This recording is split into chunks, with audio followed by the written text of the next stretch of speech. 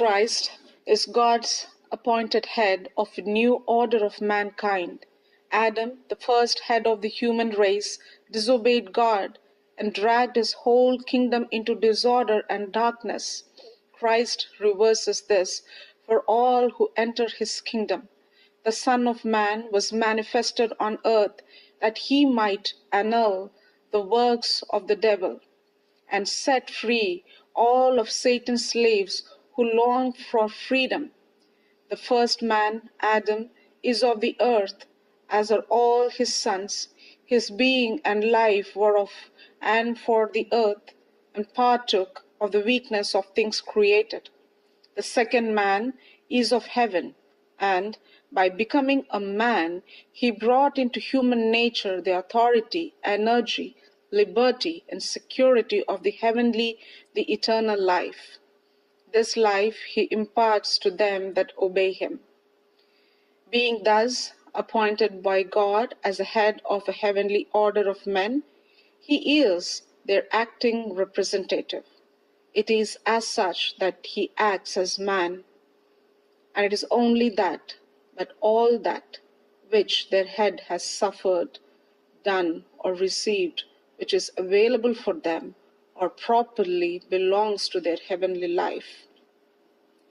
The major experiences of their head, made possible to them by faith and obedience, are: he was born into humanity by the act of the Spirit of God, as per Luke chapter 1, verse 35.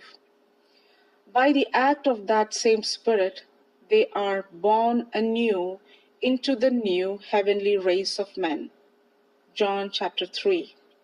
He, by the Spirit and by faith, lived in holiness of heart and practice. They are called to holiness of spirit and of flesh in the inner life and the outer life, and to them the same Spirit is granted, that by faith they may so even as Christ walked. He died unto sin once for all. On the cross he took its heavy burden upon himself, as if it had been his own. By his atoning death he put sin away as from before God, so being no more responsible for it, seeing that he discharged its full penalty, death, as per Romans chapter 6. They who rest on this, his work, are given by grace the benefit of it. They are deemed in law to have discharged the penalty by the act of their surety. Thus they have peace with God and are called to regard themselves as having died with their representative. Romans chapter 6 and Colossians chapter 2 and chapter 3.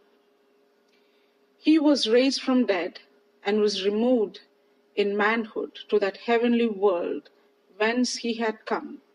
They are seen by God as being where their representative is. On the same principle that a party to a suit is deemed to have appeared in court in the prison of his advocate, the Spirit of Christ is imparted to his people to make this effective in their present experience of heart. Thus do they know and feel themselves citizens of that world.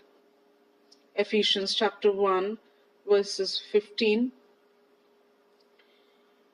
and Ephesians chapter 2 and verse 10, Philippians chapter 3 and verse 20.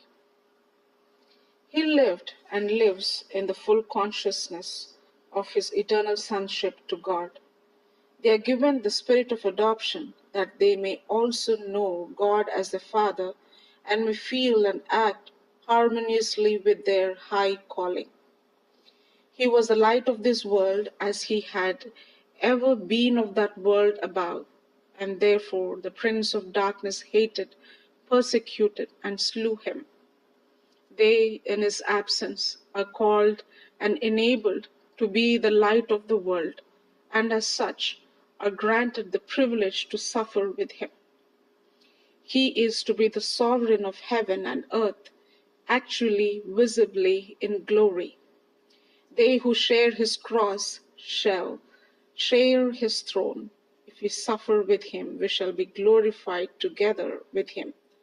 As per Romans chapter 8, verse 17, 2 Timothy chapter 2, verses 11 to 13